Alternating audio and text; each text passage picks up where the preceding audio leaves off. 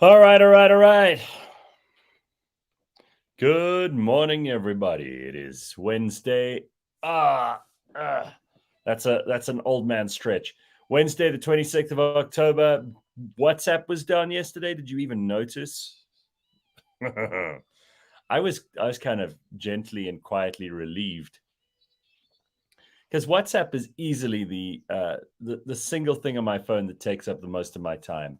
And I will admit that probably a lot of people will say it's work stuff. It's probably not. I'd say 2/3 of mine is friends and family and stuff that isn't. It's never urgent. It's like one in every 200 messages is like urgent. The rest is just nonsense. Anyway, if you were upset by the fact that WhatsApp went down yesterday, then I feel kind of sorry for you because we're only down for like 2 hours or something. But for some people, it was 2 hours too many. You could see like some people were getting very nervous. And like my WhatsApp's not working, and they kept resetting their phone. I was I was driving into the office, so at least I don't know 40 minutes of that was completely unimportant to me because I could drive, concentrate without looking at my phone. I don't know how everybody feels, but maybe that's just me. I was kind of relieved that it went off for a little bit. It might be a good idea if we actually had, like we have load shedding, and don't kill me. Just give me a second to explain this. Like we had load shedding, it might be an okay thing for us to have like, periods of our life where we have to deal without constant social media, WhatsApp. If you can detox for an hour every day, it might be very good for you. I know some people who their phone goes off in the middle of the night and they will wake up and reply to a message, which is just crazy. I mean, you don't own your life if that's how your world works. So it is Wednesday morning. Simphiwe is getting the studio ready, but I've got a very, very special guest. And it's not often that I get excited about having people back on the show, people who haven't been on here for a long time.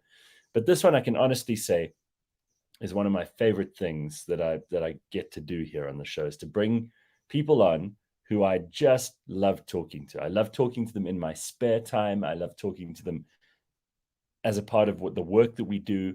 And I love hearing what they've been up to when they've been away for a little bit, because it's bound to be fascinating. So today, and I'm not building this up because I don't think it'll deliver. I'm very careful about that. Under promise, over deliver. And that's what this guy does.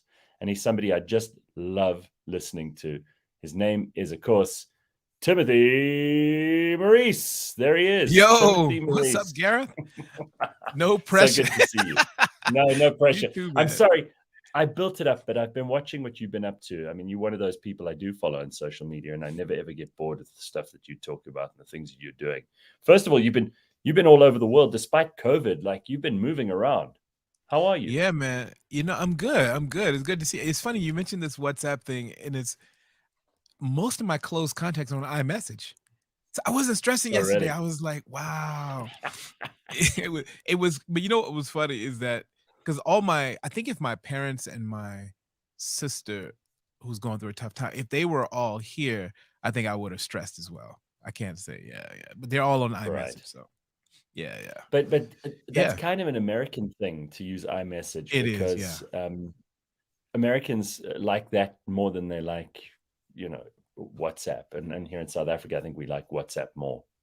I think And I think it's WhatsApp is a definitely lot a better. cultural thing. It's a lot better. It just, a lot more it's a lot more groups. I mean, you have less groups, I think, on iMessage, I think. I don't know. Oh Like, yeah, yeah, yeah, yeah, yeah. people are like, groups are a thing, right? Huge thing. Groups, and I often find it's quite useful to do those broadcast lists. If you need to send 10 people a message, but that you don't need to put them on a group, then Yep, you use yep. those. I also think that for things like attachments and the rest of it, like WhatsApp is just absolutely brilliant. But I mean, we are completely dependent on this stuff now. There used to be a time where I'd be like, oh no, I'll manage just fine without that stuff. Now it is all so integrated into your professional life, your personal life, your friendships, relationships, family. It's everywhere. It's got its claws into every single part of what we do. So what have you been up to the last little while? Because you're an interesting guy to watch, and I know you're always paying attention to what's happening in the world, what people are talking about, what the trends are. I mean, you really are one of the most observant people in that respect, and I learn a huge amount just from listening to what you're up to. Thanks, man. The last year and a half, something interesting happened where I sort of use these podcast skills to kind of reinvent my career. Hmm. And so I started partnering with organizations to do research series, like 3-part series or 5-part series, where I could basically research what was happening with their leaders, script their storyline, unpack what was really happening, and sort of pitch it back to them as part of my services. Because for those who have zero idea what I do, I basically look at the world through behavioral science and neuroscience. So I'm really interested in Right. human behavior from the lens of the brain. I'm just, fascinated by the brain. And so I basically start partnering with organizations around the world because in the middle of lockdown, I was, in South Africa on the 15th floor in a, by the way, I definitely think I have post COVID traumatic, whatever you want to call it. I, bro, anybody who is stuck, you have a garden, right? You have a A little bit. garden It's, at your home. yeah, yeah, yeah. It's not a huge garden, but it's enough space. Jesus, if I was locked in an apartment, I'd go crazy. Bro, not even like Oh, a patio. mm-mm. Like it was No. it was insane. I started talking. I had a couple mannequins in my apartment. I started talking to them. Gave them names. Oh, wow. Yeah, yeah, yeah. I actually missed them as well because I moved this past Like Will, March. like Will Smith in I Am Legend. Yeah, yeah, exactly. That's what happened. So in that period, I started reaching out to my networks around the world, and I'll give you a specific example. My One of my clients' name is Raquel Brown, based in Los Angeles. I pitched to Hmm. her because she was retiring. I pitched to her a series, a 5 parts leadership series that we would do, and her target audience was 5 people, and her goal was to get on a board and or a number of boards, and so she ended up on the board of the Olympics because of this 5-part leadership series. And so that was the idea, was to create conversations about human behavior with specific target people around the world. And you're right. I mean, I pitched it to a group called Harambeans, and I found myself in Rome. I don't know if you know this, but do you know in Rome that the Pope has a summer residence? And The Castel Gandolfo. yes, yes, and not many people have been there because it's only open to tourists recently. So I went there as part of this leadership trip. I had one of the host was a Vatican fellow, and he it was crazy. We got access that I was taking photos, and my friends who are from Rome are like, "Where are you?" That's a special place. Wow. So anyway, I've been having fun, sort of Jeez, allowing this kind of that is a podcasting space. that's such a rare thing to be allowed into a place like that. But to go back to this thing with your client Raquel, you know what I love about that is it's game theory, right? She is obviously really one of those people who gets things done and one of those people who achieves goals because she sets very specific goals with very specific parameters. A lot of people just do things and hope they pick up some traction along the way or some success. She wanted to reach an audience of 5 people, very, very specific people, Yep, and she wanted to get on a specific board. And in game theory, we call those the victory conditions, right? And yep, absolutely. And she that's, knew it's funny because in people are order to starting to achieve get those this conditions, game in order, because yeah, sorry, people go are like, ahead. okay, who are my key stakeholders? I'm not trying to be, Yeah. a celebrity with this. I need to know my Mhm. stakeholders, and I need to create conversations to link to them. And it's actually really worked. I got a chance to interview with her a WNBA athlete who Chene Ogumake, who's now an ESPN superstar as part of that series. And Janae is on the opposite end of the spectrum. I mean, her whole thing is numbers, right? At ESPN, it's like we Mhm. need to get numbers, numbers, numbers. So it Right. was really interesting conversation. I'll send you that link because it's a fascinating conversation. Well, I'm always amazed at this because there's so many people who are wandering around, wondering why they're not successful, wondering with an A and then wondering with an O. And the reality is like you have to have very specific goals in mind. And by specific, I mean like numbers. Like you have to know what you want to achieve with who, when, and to what degree. Otherwise, otherwise anywhere you go is okay. Like any destination will be fine. And so many of us are wandering around in the internet with no real goal, no specific victory conditions in mind. So what happens is you go on there, and as big an audience as you can get is what you want, which is pointless, because we all know that you can have 100,000 people listening to you or watching you. But if those are the 100,000 people that are not even in a location where you're selling something, or they're not in the target market for a specific kind of subject matter, or, what would you even call it? Like a, most of the time when you do something like this, you want a response from people. And if those are the 100,000 people who do not give a response in the way that you want it, you may as well be wasting your time. You might as well just be watching a TV show at home. Whereas if you have very particular reasons for connecting with someone, and it's just one person, that's why, a meeting with someone who you really need to meet in order to get something going is so much more valuable than just addressing a stadium full of people. Yeah, exactly. I mean, this journey we've been on for, what, 7 years? Cliff Central is how old? 8. Yeah, Cliff Central is 8. I'm 7. I've been with the team for 7 years, and it's just been so much fun learning and engaging and and focusing and understanding the evolution of the listener and what the listeners want. And man, well, in no small part due to you. I mean, you've helped us figure this out too. I remember we've spent hours and hours thinking about how we can really make this work. But I'm thrilled to see that you're doing all of this stuff. Thank you, man. Hey, Good morning. Simphiwe, what's up, girl? How are you? I'm good. How's everyone? Good. Good to see your face. I need some love on the camera. I know. Thank God for that. So listen, here's an interesting question. I mean, first of all, we were talking about this WhatsApp thing, and Congo Chris says, congratulations on getting another mayor into office. He's being facetious, of course, because Mpopalatz is back in for Joburg mayor after appearing on the show briefly the other day. This is what happens, Timothy, in case you don't know. Wow. We interview someone, they become mayor. Then we interview someone else, then they ask that mayor, then we interview them again and they become mayor again. So it's like we've got the magic touch here. So come onto the show. That's what we're saying. Come onto the show and dreams come true. So maybe if you want to be president. Right. We're taking it up a notch now.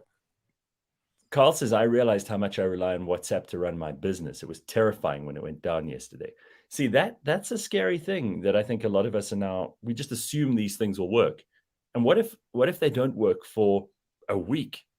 How many businesses, so many people rely on this stuff. How many businesses will be affected so adversely that they might even go under if WhatsApp went down for a whole week? I gotta tell you, WhatsApp did impact my, all right. WhatsApp did impact my, so I have 3 broadcast groups, Gareth, for my podcast communications. So each group has 250 people because you're only allowed, I think, in a broadcast group. So I asked people, can I send you these details? And then throughout lockdown, I communicated different content to each of these 3 groups. And I got to tell you, if it had stayed down, I would have been in trouble when it comes to my podcast. I forgot to mention that. Yeah, if it stayed down, it would have been a huge problem. So I thought of you, Timothy, when I was interviewing Johan Hari. He's this guy who's written this book called Stolen Focus, about how our brains have been changed by technology and how dependent we are on this stuff and how we just can't concentrate anymore. It's an amazing book. And while I was talking to him, I kept thinking about you because of all the research you've done and all the work you've done in terms of, human cognition, our ability to pay attention to things, what kinds of things grab our attention, all of that stuff. Rebellious Ruth wants to ask you a question. She says, how much of our brains do we honestly use?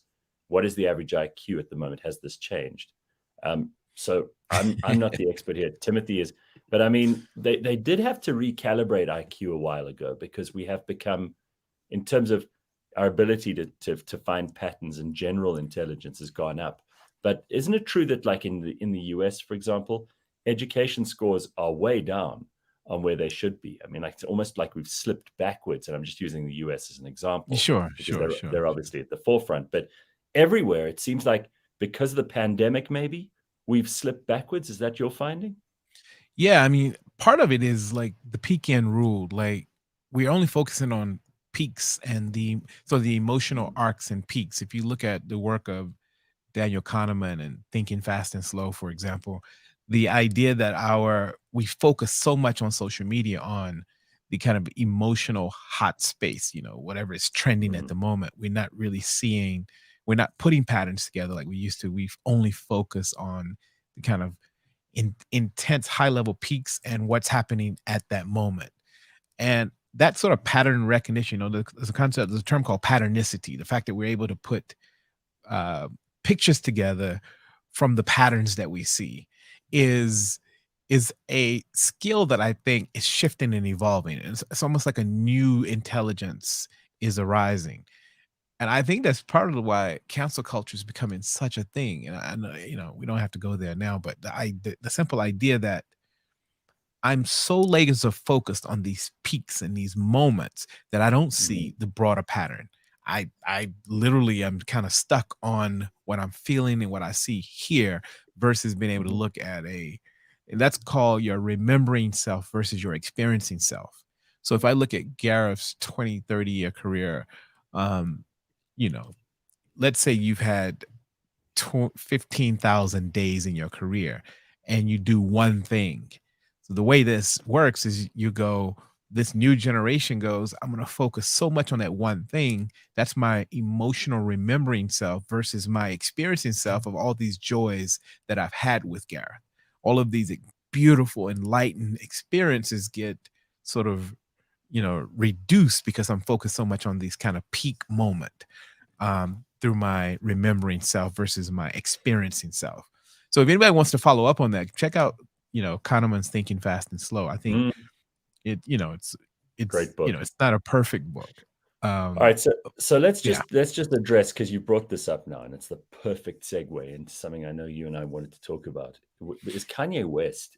Because yesterday I saw Adidas dropped their association with him. So it means if you got a pair of Yeezys, those are going to be really, really valuable because there aren't going to be any more made eventually. So first of all, it is going to make both Adidas and Kanye West a whole lot richer now that they've separated, even though they had a pretty good partnership. Let's just talk about him for a second, because I mentioned that I think, again, and I got such amazing responses from people in business who said businesses can do what they want, and dropping Kanye is actually a good thing for Adidas. I had people saying this is bullshit. They should approach this from a free speech point of view. I saw people saying they love Kanye West, they hate Kanye West. So my opinion is just this, right? Kanye West has always been a little bit crazy. I've never. You remember when he went up on stage and said, I'm gonna let you finish, but Beyonce should have won this award. And even President Obama said he was a jackass at that point. Yeah. And Kanye West is all he can do. He's like Donald Trump. He just talks about himself incessantly.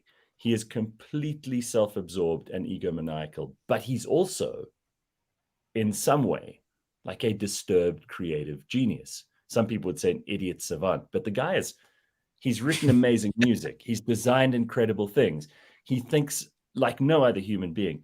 And I don't think he's a very pleasant person to be around on a day-to-day basis. And I wouldn't want him in my life. And I don't think I could interview him, by the way, because he talks such bullshit, but he's different to everybody else. And, now he's being demonized by people because he's become politically inconvenient to one side of the spectrum.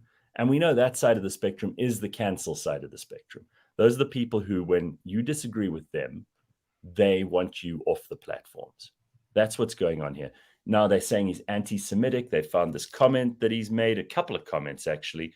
And listen, I take anti-Semitism and racism very seriously, but I think Kanye's become inconvenient to a certain political faction in America, and they are doing what they do, which means they deploy their Nazgul to go out and find stuff about this person and then destroy them, deplatform them.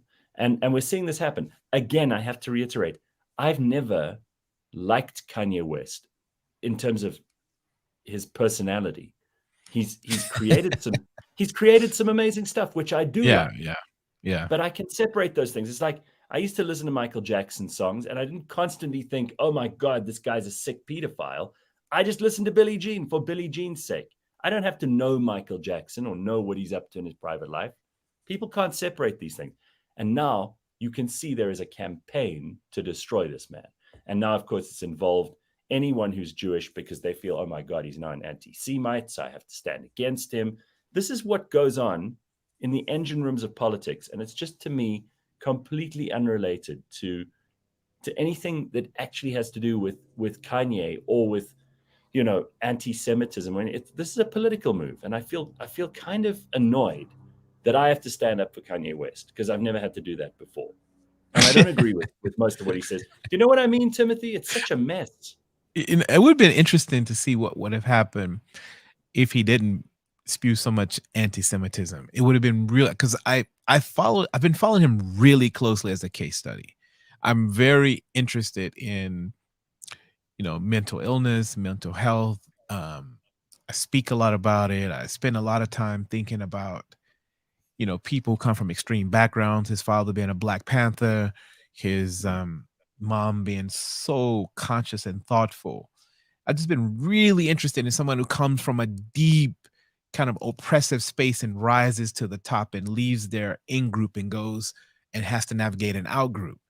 And so his shift from this sort of in-group dynamic of growing up in kind of Black America to being part of this kind of global Western, you know, superpower dynamic has been really interesting to follow. And I mean, you could really see this thing coming from a mile away, that he was becoming problematic to a lot of people. So I definitely agree with you there. I think he completely overdetermined his, you know, this sort of reality show effect and how that effect has an influence on the world. I think he just completely, but I think some of this is engineered on his part. I think he's gotten to that stage of life, into that age where he wanted to be free from Adidas. He wanted to be free from Balenciaga. He wanted to be free. I think people don't understand that it's just going to be interesting to see how he pivots now. And because there are going to be millions of people around the world who are still going to want to wear his stuff and who are going to feel emboldened by wearing his stuff. So it's going to be so interesting to watch. He's going to attract a whole different crowd now for good or bad reasons. Yes, exactly. I mean, I just think, like, anyone who marries into the Kardashian family, you just know that they need their heads read straight up. I mean, isn't that a sick organization, that whole thing? My God, look at how that one has changed. Which one is it? The one Kardashian. I don't know. Caitlyn, no. Sorry. No, man. That one's changed a lot. Kendall. No, I'm talking. No, one of them. They're all changed. I don't know. Chloe. Anyway, the one has changed so much. I don't know. It's like she's become a whole. You talk about how money can change someone's appearance. You've seen those memes on the internet about, you know, you're not ugly, you're just poor. You know when people say that, and then you see the Kardashians. You see what they looked like before they had money. I mean, wow. Not one of them was hot before they had money. I mean, before they were really well known, and you know, Kim was kind of hot. Kim was hot. Kim was cute. Gareth, I hosted Kim here at a college when she first came to South Africa. Let me tell you something. Kim was fine. This is before any surgery, anything. And I remember, so Russell Simmons used to have the Diamond Empowerment Fund, and Kim was an ambassador. And he was funding a school in South Africa called Cedar City Campus. And I used to lecture there. So they sent her as an ambassador to raise awareness for Russell's investment in that school. And so she comes with Chloe and her boyfriend at the time, this football player. I can't remember his name. Reggie Bush. Oh, yeah. And at that school was mostly for kids who come from extreme disadvantaged communities. And at that time, Kim hadn't blown up like she had, but she had millions of followers. It's just that those kids didn't know who she was. So we had an assembly. So she comes walking in with Chloe and her man, and then all the girls lose their mind. Literally, like, they start like vibrating and shaking. And then she gets up and then they basically go silent. And she thought they were going crazy over her. Meanwhile, they were going crazy over her football boyfriend, because he had a muscle shirt on. They had no idea who she was. They were like, She just looks like some colored girl from Cape Town.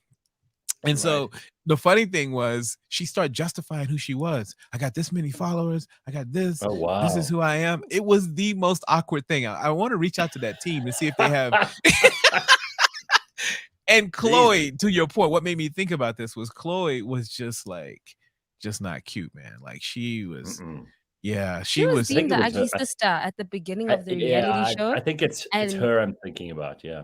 yeah, Yeah. and she's lost a lot of weight. She's done a whole lot of plastic surgery. And like funny enough, talking about Kim Kardashian, she now has a podcast because everybody has podcasts, and it's like a the podcast is called Kim Kardashian's The System, The Case of Kevin Keith. And I listened to it, and no, sir.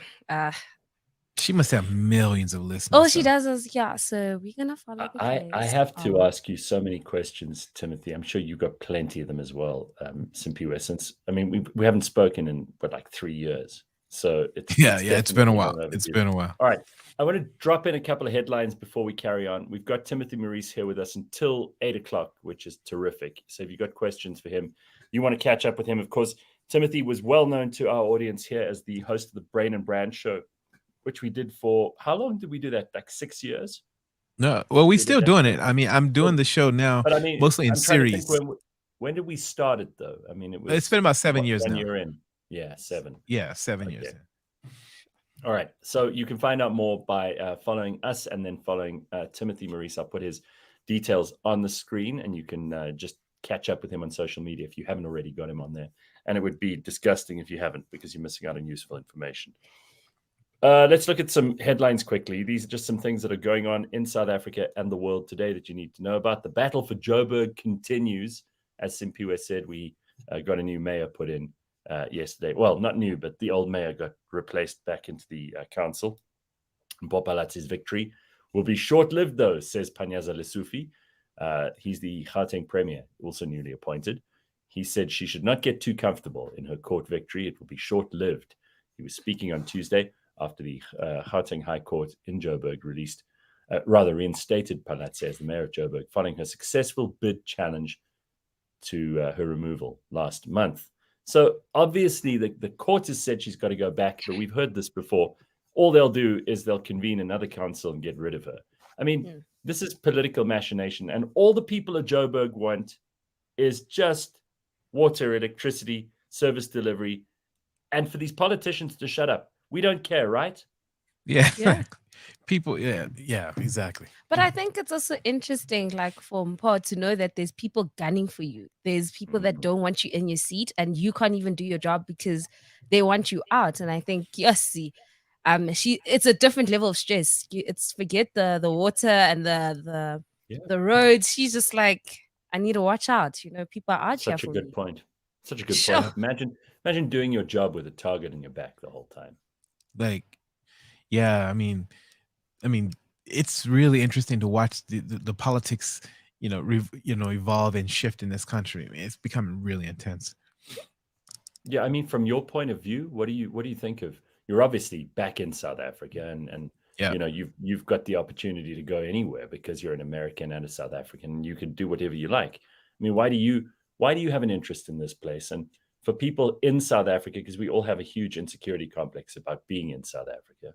There are lots of people who go, oh, well, if I could be somewhere else, I would, which I think is ridiculous. Why are you interested in this place? You know what's interesting? So I've just accepted this new position as Global Learning Director with a department out of the U.S. Department of Trade and Commerce. And so I've been spending a lot of time back in the States. And, when I look at the global landscape, part of what's fascinating about South Africa is its regional importance. You start really thinking differently about this country when you understand what it means to the region. It's almost like what Israel means to the Middle East. Like South Africa has a lot of weight and gravity and matters a lot. People say when the U.S. sneezes, the global market gets a cold. A lot of that plays out when it comes to resources and trade and a lot of global issues. And I think people underestimate just how much the globe has a stake in South Africa working. And so for me, it's awesome being a part of those conversations behind the scenes, because I work with a lot of leaders, work with a lot of influential people, business executives, not many politicians, but people behind the scenes. And that's why I spend so much time here, is that, first of all, I believe that a lot of the things that we get frustrated by are exaggerated. But I also believe that you got to look at it from a regional perspective, and that there's a lot of hope and possibility. And I do think there's going to come points where there's a lot of stuff that's scary. Don't get me wrong. But there's a lot of stuff that's scary in the States. There's a lot of stuff scary all over the world right now. I'm not sure I want to live in Brazil. I'm not sure I want to live many places right now. So it's like I have a stake. Not many people know, but I was in a long-term relationship with one of Mandela's granddaughters. And I used to hear him speak explicitly about some of the things that we would likely face in this country, and why people shouldn't just sort of take off running away from some of these challenges. It's just part of the natural trajectory of history when you've gone through a past like you've gone through, that you are going to have to work through some really tough, complex periods. And so I feel like it's a privilege to be able to kind of navigate some of those spaces and see things from a regional perspective. Well, look at what's happening in the UK at the moment. I mean, that's Joburg may have fired a mayor and then brought her back because of court action or whatever else. But this Liz Truss was like prime minister for 40-something days, and now there's a new prime minister in. And, I hope for his sake he can last a little bit longer. But it's so unstable, because now there are people who've got their knives out for Rishi Sunak, and there were people who had their knives out for Liz Truss. And before that, there were people who had their knives out for Boris Johnson. And it's like politics has almost become... And by the way, there was this video that was sent around yesterday of Rishi Sunak where it almost looks like he's a robot. It's like he says his thing, but so robotically to the camera. And I'm going to work for the British people. And then his brain kind of clicks over, and then he remembers to go into walking mode, and then he walks away. And it's the weirdest thing to see. I mean, Joe Biden walked away yesterday again, like into the woods. Someone had to, like one of his people had to like go and direct him back towards the White House. He was about to walk into, I don't know, I think they're starting to do that on purpose now, because when you know that this man is, I wouldn't say unstable, but he's not, all that he's together. totally You kind of senile. Yes, you direct him before he even moves to say, "This way, sir." And so now I think they're just doing it on purpose. Come on, guys. He stands there and shakes hands with ghosts. He's clearly, I mean, Timothy, you observe people in their brains and the way that they operate in the world. This is the most powerful man in the world. He's got the nuclear codes in a suitcase right next to him the whole time. He could start a war any minute if he wanted to. He's not all there. There's no way that Joe Biden is a perfectly healthy mental patient. Yeah, I mean, this is the conversation around Joe Biden and his age is an important conversation. When you look at neuroscience, you can continue to rewire your brain into your 90s. Like your brain is malleable at a later age.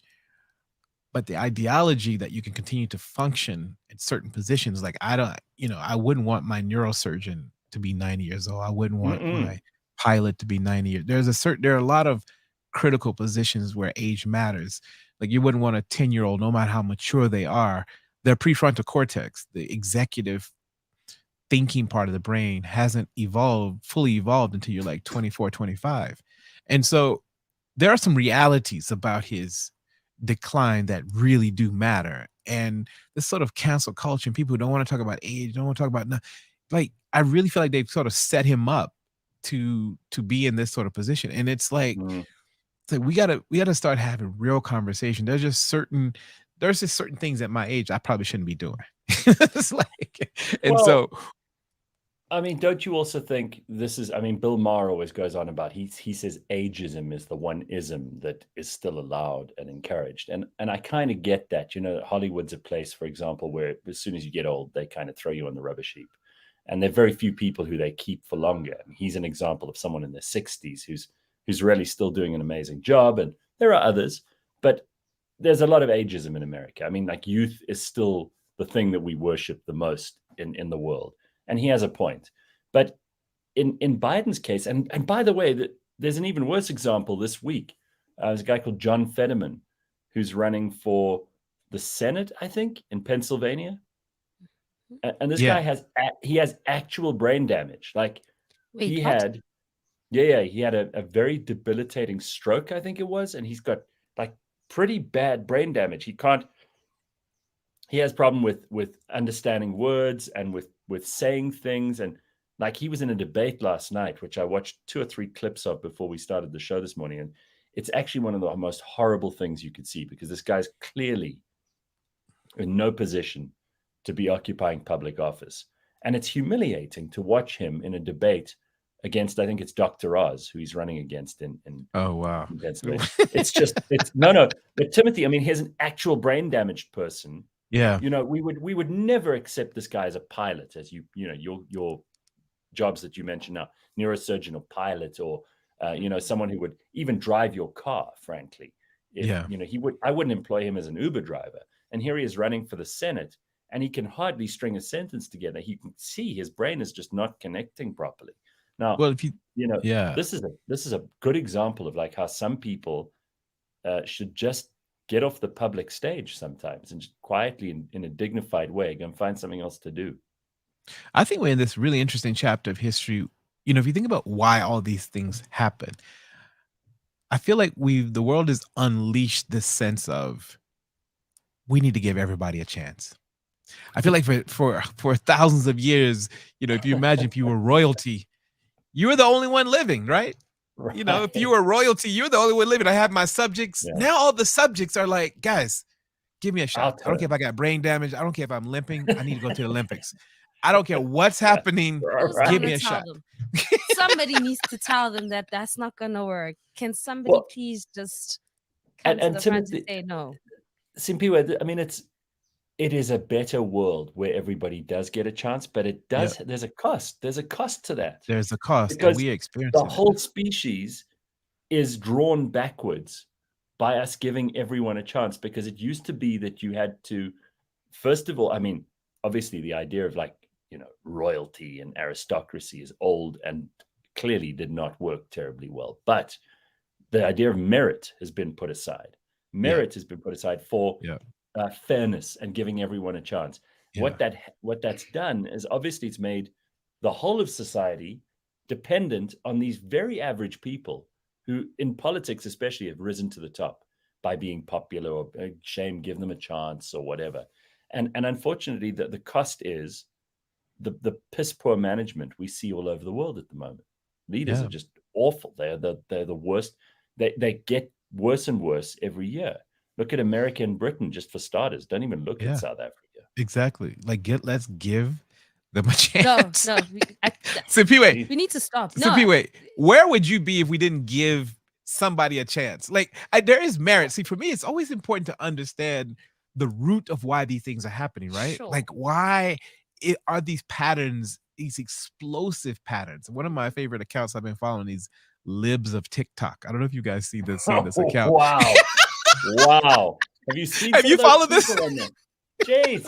No, Timothy, but I mean, you know, like even if you have no interest in politics at all, like it's just fascinating to watch these people who like they'll put videos on of themselves admitting to the most terrible mental health problems or you know, life challenges or whatever. And then they get upset when this Libs of TikTok account retweets them or whatever. Because they're like they're upset because now the stuff they put on the internet is reaching an audience that they didn't expect to reach. Yeah, it was like I have a chance to tell you whatever it is I'm thinking today in this kind of bizarre feeling, this bizarre moment. And now all of a sudden, like there's pushback.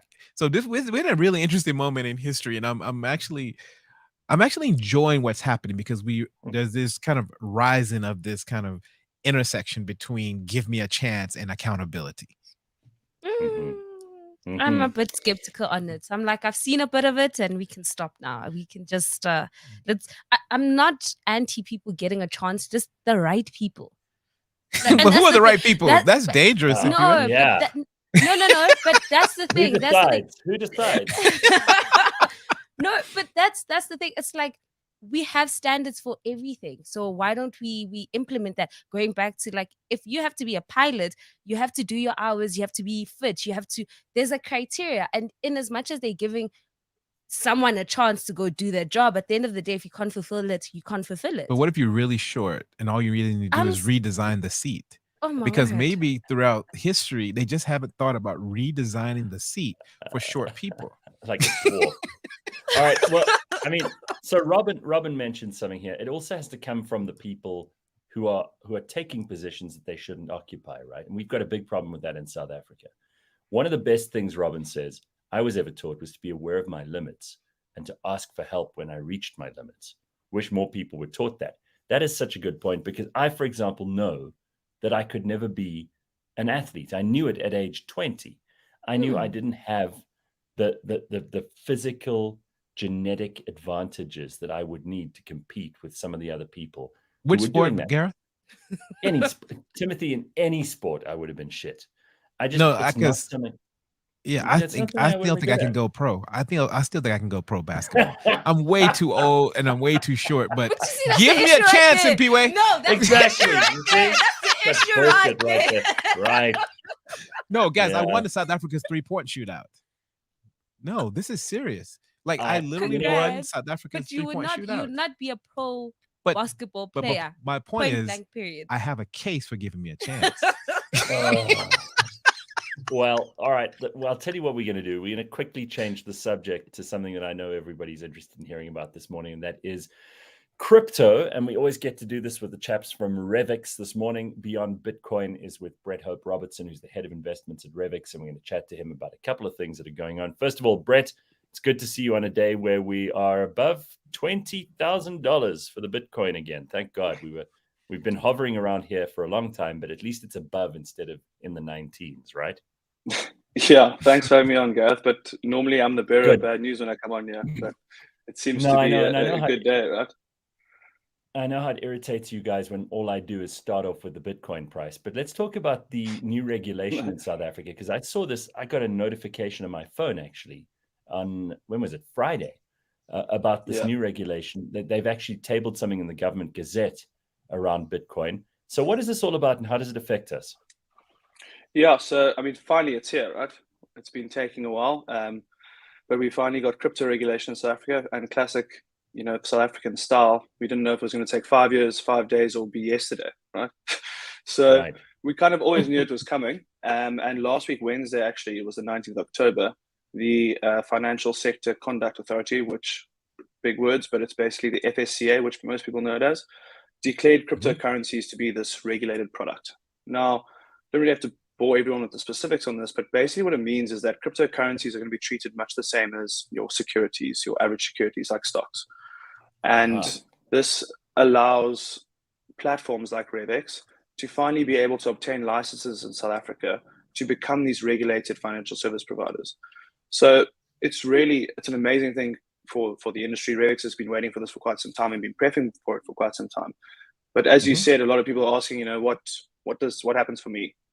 How does this affect me? But outside of the obvious, now that it's treated like a stock, your taxes are very much the same as a stock, which you should have been doing with crypto already from the beginning. Other than that, there's quite an amazing end consumer protection that comes in with this, right? These providers now have to abide by the exact same regulatory framework as normal brokerages or normal financial service providers. So you get put under the same scrutiny. So this kind of means greater protection for your customers, greater transparency, and hopefully this trust starts to come back into this industry again, because we've seen a couple of clients put money into these fly-by-night brokerages that are here one day and gone the next, especially in South Africa. We've seen a couple of them pop through, and a lot of people have been ripped off by them. Yeah, exactly. And this won't happen. Not to say it won't happen again, but these people will be unlicensed, which is kind of your first flag, right? As a consumer coming into this. So, from Revix's client perspective, nothing really changes. We've always kind of had this regulatory first approach to our business. So your anti-money laundering and your customer rules we've already imposed the exact regulations that South Africa imposes on all financial institutions. So for our customer, nothing really changes on that side. We've already actually applied for our licenses ahead of this announcement, but you will actually only be able to, so funny enough, you'll only be able to add crypto to your license come June 2023. And the reason they've done this is so that your signatures can't just pop up tomorrow and start listing crypto products and basically kill the industry. So everyone gets that time. They're going to give some other people a chance here instead of letting the big guys come in like a 40-pound gorilla in the room and smash everyone else to pieces. Exactly, which is actually pretty impressive from them, I think. Yeah, because usually big business and government side with each other. So that is good news. All right, so Brett, let's talk about the Bitcoin uncoupling from tech stocks issue, because people are always trying to put things into trends. We're trying to look for patterns. It's something I spoke to Timothy Maurice about just now. Are there any patterns here? Because what we have seen in the past is that there was some correlation, either an inverse or an actual correlation between Bitcoin and certain things. People were comparing it with gold, people were comparing it with stocks, people were comparing it with the dollar. So is there any connection at the moment? Because we know that the tech stocks like Google and Facebook and, Tesla, you could call a tech stock as well. It was kind of roughly correlating to those. Are we still connected to that trend? Yeah, so it's a fascinating question. And as you said, it has disconnected from these tech stocks, which is interesting because, we've always heard Bitcoin and said, hey, it's the digital gold. But it's done since basically the beginning of 2022. It's pretty much moved in lockstep with your tech stocks, with your Amazons, etc. And it's tracked it kind of perfectly. And I think this is first and foremost because a lot of investors in uncertain times view crypto, and Bitcoin gets lumped into that obviously as a risk-on asset and a technology first and foremost. And they miss the part of Bitcoin actually possibly being a commodity, a digital commodity at least. And I think that viewpoint's starting to shift among investors. We've kind of seen this correlation to tech stocks pretty much halve in the last few months. And what happens now is that halving has actually moved it towards a correlation with gold. So the correlation with gold's picking up quite heavily. And I think what it does is it kind of restores this viewpoint that Bitcoin is a digital gold and a safe haven asset, possibly for future generations. Right. And in this time of uncertainty, you get Bitcoin standing there, basically, putting up its hand, saying, "Hey guys, I'm a safe haven. I'm an option for you. I'm a diversification option, and I'm a pretty powerful one at that." Right. And I think that's why we see a lot of fund managers actually adding Bitcoin to their portfolios worldwide. So if the smart money is doing it, it's something I think every day people should really consider going forward. Absolutely. And people are desperate to find somewhere for their money to either stay as much as it is in terms of value or grow. And God knows it's been a rough ride on the markets. Property, it's been a tough time on stocks. It's been a tough time with pretty much everything.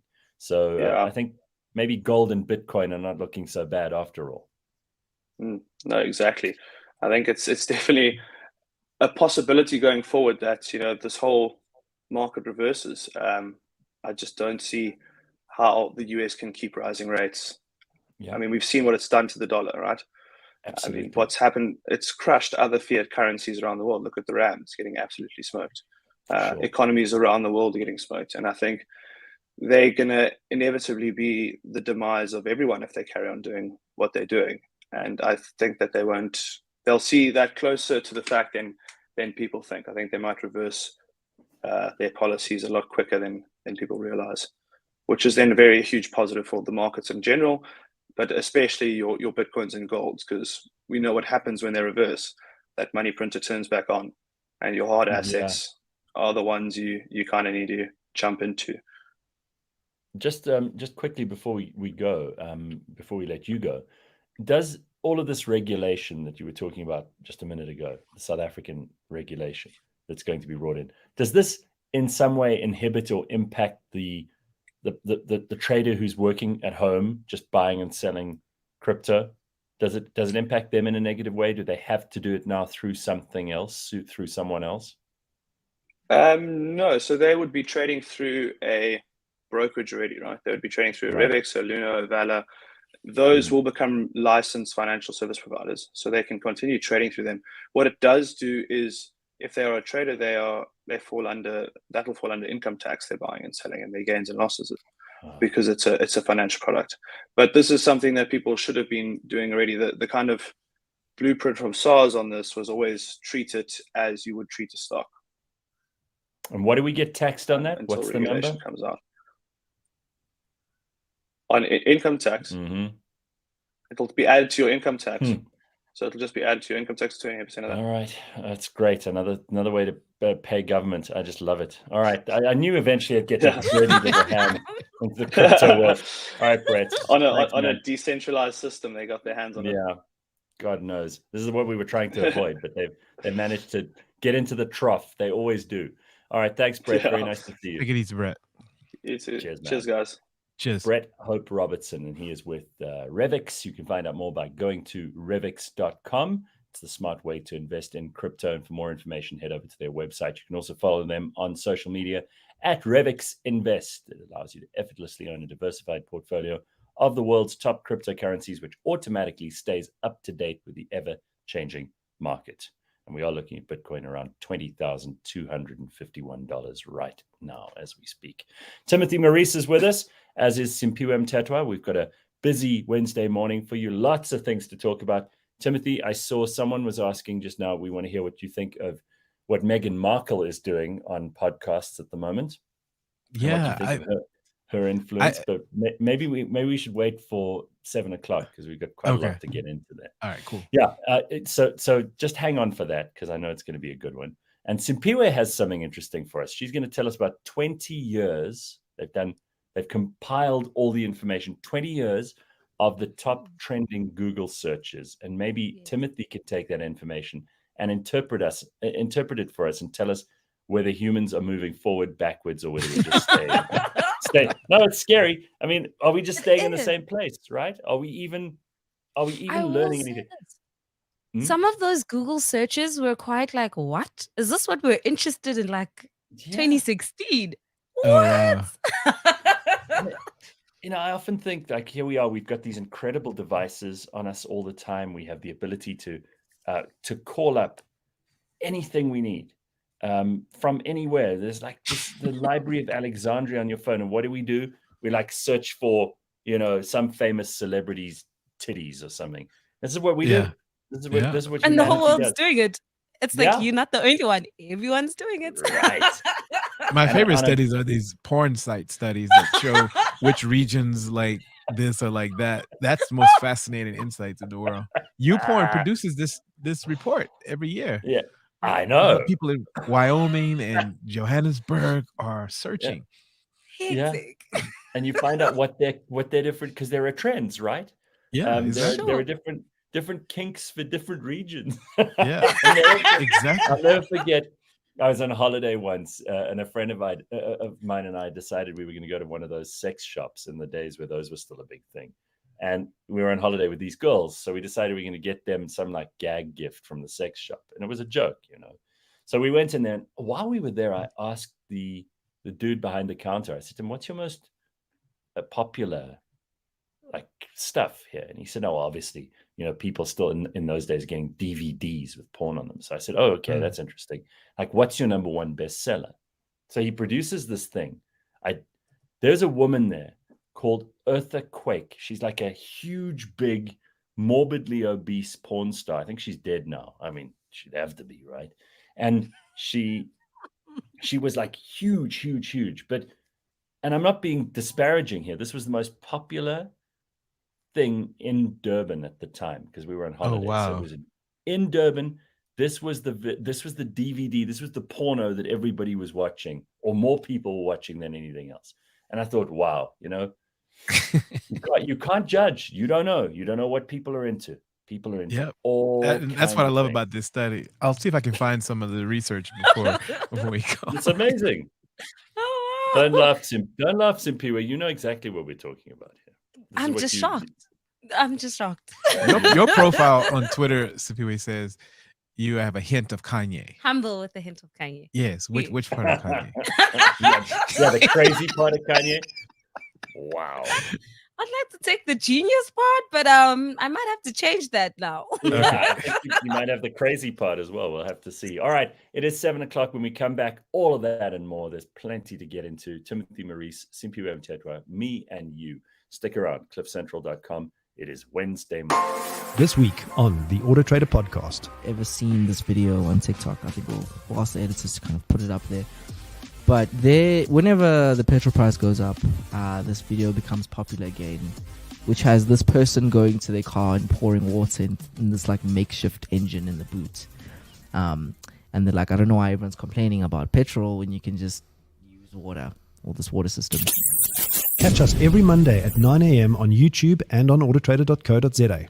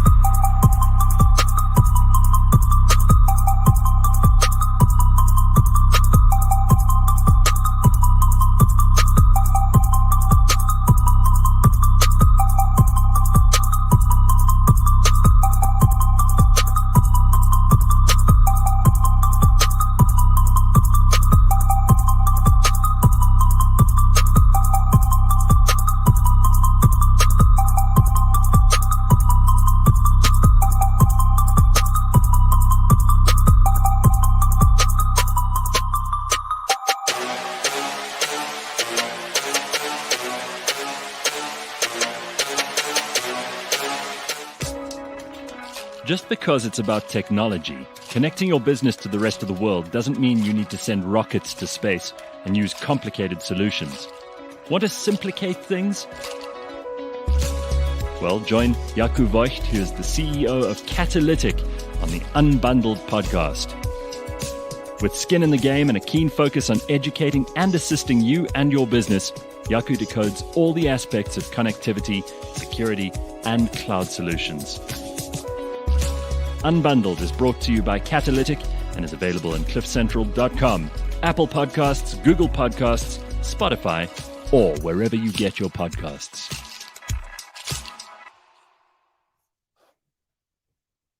cliffcentral.com, Wednesday morning. It is the 26th of October.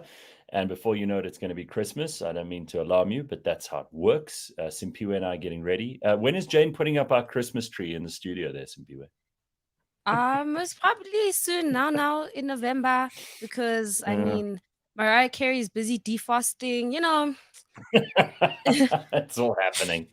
It's all happening. He has been the host of the Brain and Brand show on cliffcentral.com from its inception, and he is his own incredible entrepreneurial businessman. He's someone who's consulted to people all over South Africa and the world. He understands and studies these things along with some of the most remarkable scientists in the world.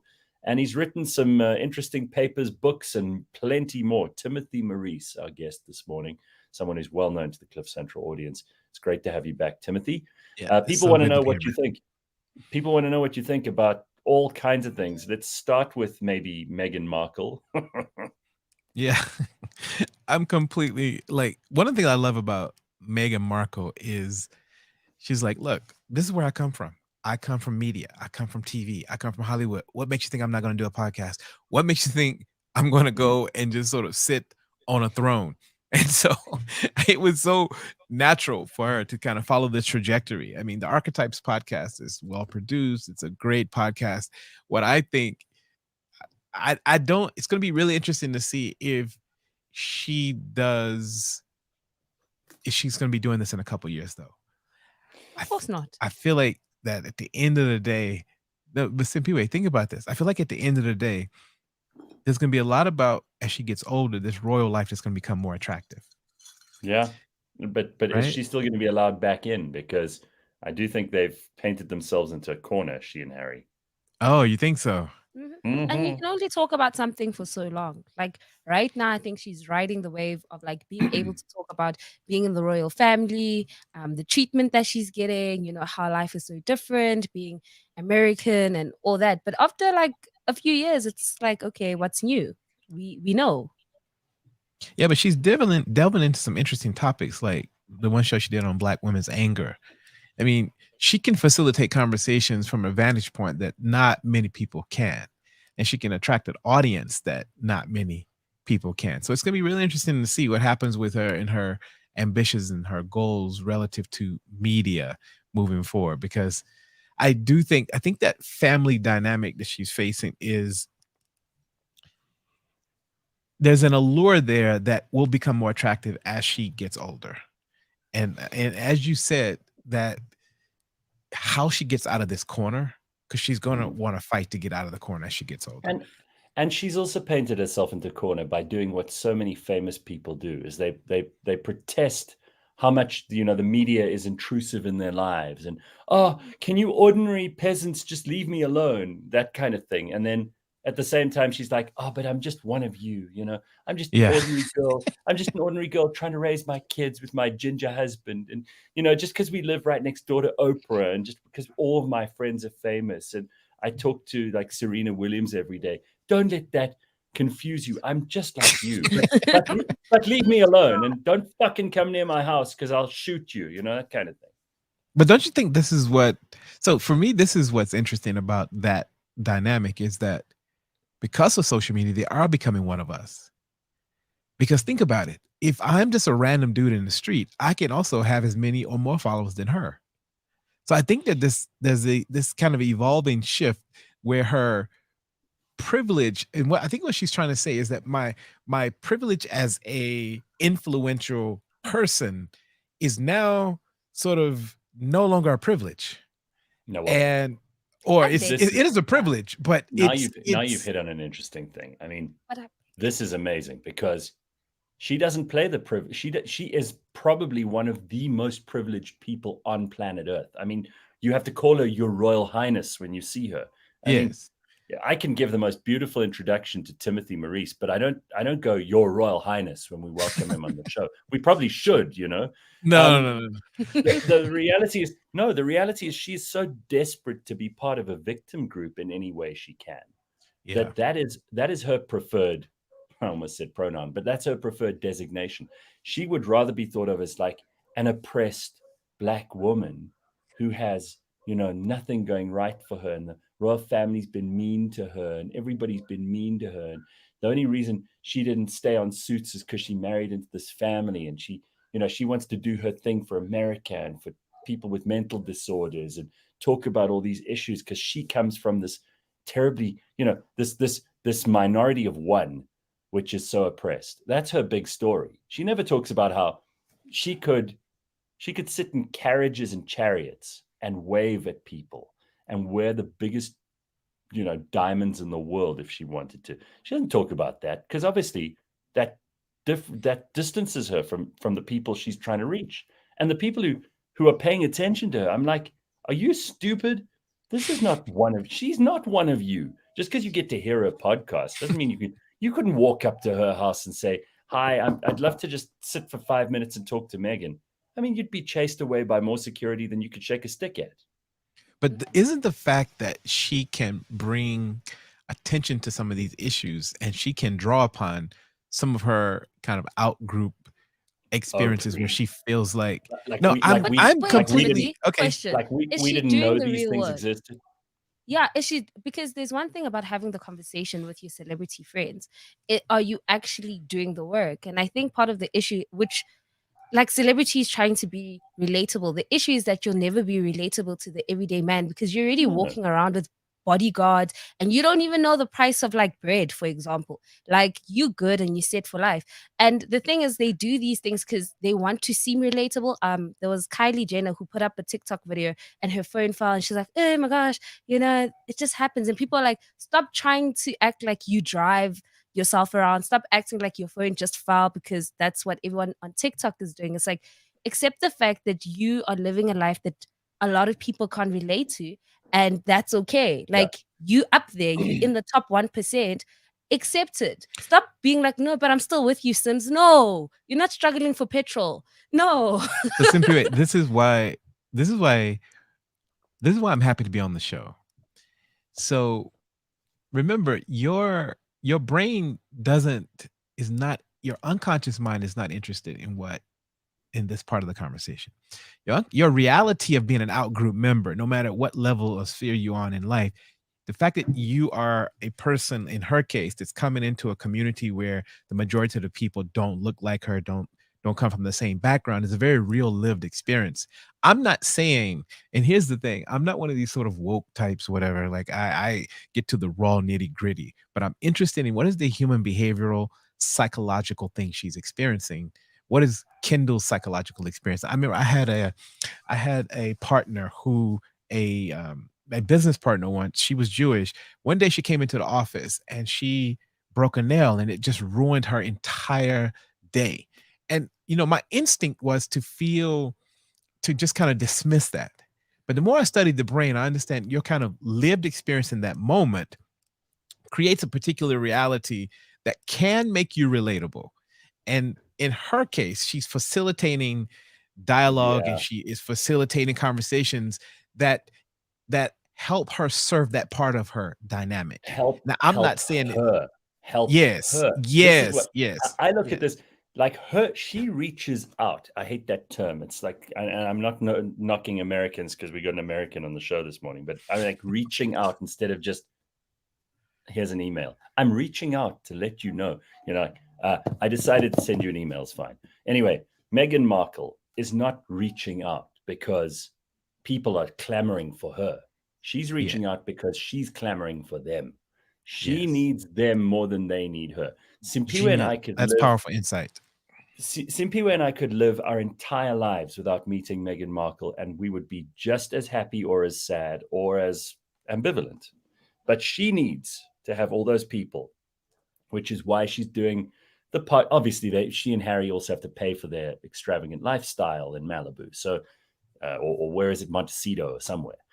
So they have to pay for this, and there are companies that are just throwing money at them to essentially the only story they could tell that people will listen to, and I think it's borne out in the ratings, is if they badmouth the royal family. That's what people are really interested in. The rest, nobody cares about her and Serena sitting there talking about how sad they both are about their mental wellness or the anger. I mean, like Serena Williams and Meghan Markle sitting there moaning about their lives, even if they went through struggles and challenges. Everybody goes through struggles and challenges. You want to hear a really interesting struggle or challenge? Come to South Africa, go to the poor neighborhoods here. You'll find some interesting stories. And there are people who've been through a lot more than those two women have.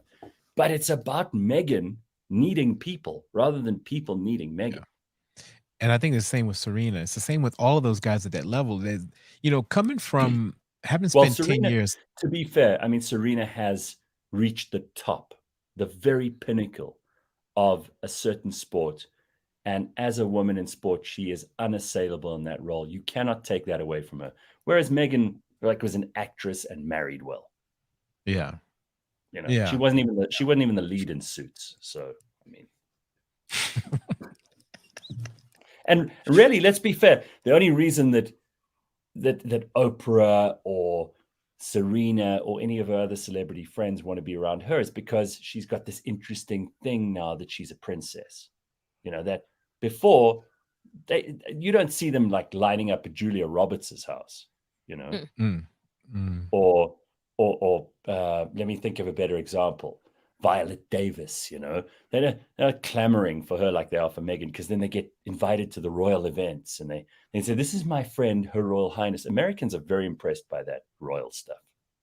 Yeah. And I'm interested in the duality of that dynamic. It's like, We shouldn't care about royals, but I love royals. It's fascinating. It's like the duality of this thing it's so fascinating. Oh, by the way, Bronwyn's giving me some gears here. She says, yeah, except Gareth, you don't care about the struggles of women, period. Bronwyn, let me be very clear about this. I don't care about most people's struggles because they're uninteresting. People think their struggles so important because these days we have 100 talk shows where everybody's talking about their struggles. You know what I'm interested in? Success. I'm more interested in that than hearing about someone's sob story. So that's not a woman thing, Bronwyn. If some guy sits down and starts telling me about, his uncle used to fiddle with his balls when he was 10 and now he couldn't get a job and then he fell and broke his ankle and he was born ugly and he has only 3 teeth. I mean, I'm falling asleep long before I figured out that this guy is now going to get somewhere in his life. So I'm sorry. I've got compassion fatigue, which is something we discussed the other day. And I'm not particularly interested in anyone, not just women's struggles. There's certainly I don't have particular malice for women who talk like Meghan Markle does. I'm trying to understand why it's a thing at the moment, because it is a thing. Gareth, somebody stepped on my shoes yesterday. You don't care? I mean, No. do you know how much I pay for these shoes? No, No, you don't care, Simphiwe. No, let me also tell you, it's this oversharing on social media, right? And I think that's also the issue, and it plays to why a lot of people don't want to hear about the fact that someone stepped on your shoe is because someone stepped on my shoe 2 days ago, and 3 days ago Gareth had an encounter with somebody, and he was just like, "What the hell?"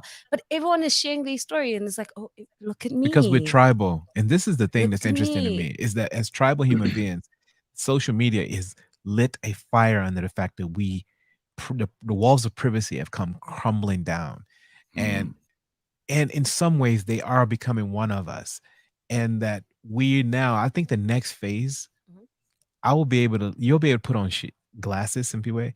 I will be able to log onto your glasses and experience your entire everything you're doing, and you'll charge me for this thing, right? So this is what's happening, and they're riding this wave, and they're leading us somewhere. So I'm now at this stage in my life. I'm going, let me study this closely, see where it's going, because resisting it is pointless.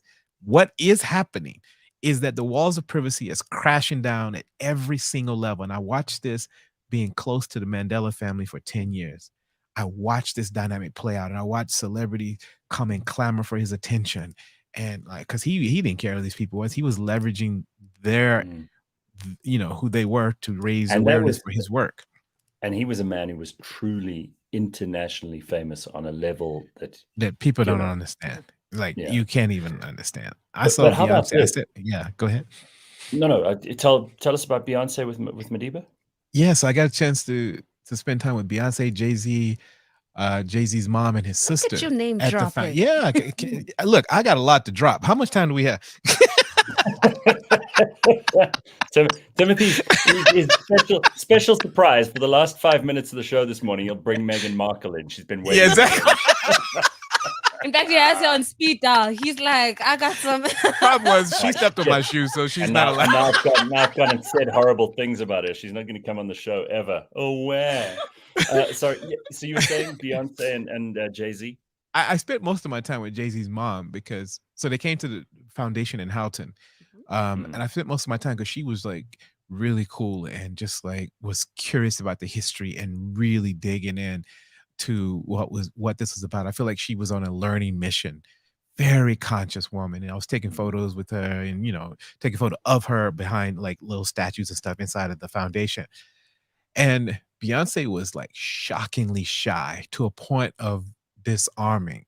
It was so in my first book, so I've written 5 books. In my first book, I wrote a little bit about, this was back in 2006.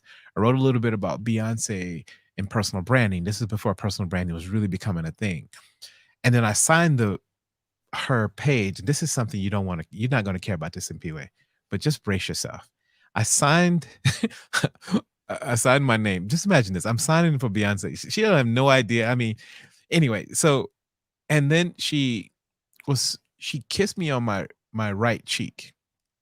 I don't, Gareth, I know you don't care about this, and I know Simphiwe, you don't care about this, but I don't really allow anybody to go to that side of my cheek. It's ruined a lot of relationships because it's this whole side of me. It's just all right. it's off limits. But anyway, my point was she was like disarmingly shy. And in that moment, I realized that there is this dynamic around social media as becoming the superstar. And we all are sort of becoming like social media is the Madiba, and the rest of us are like just normal now. And that's what's happening. So these platforms have created this kind of normalcy. Let me ask you this, because everything you've said is objectively right. I mean, you know, social media is this juggernaut. It really is. It's changed everything. But don't you think there's a possibility that privacy will be the most valuable currency of all? That the people who opt out of all of this, who do not let you put on the glasses and live their life. I mean, it's already kind of like this, you know, the super rich. And I'm not talking about the famous. I'm talking about people who have just tons of money and can do anything they want and are doing anything they want. And those people are not on social media very often. You don't hear from them. They're not looking for attention. They don't want to let people into their lives because their lives are so good that if we all found out how good their lives were, we would tear them down. We would be so jealous.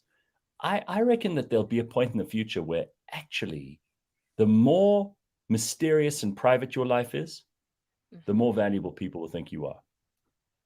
I agree with that. I think behavioral science has something to say about what's going to happen. So the way systems are designed now, it's going to be very difficult to opt out.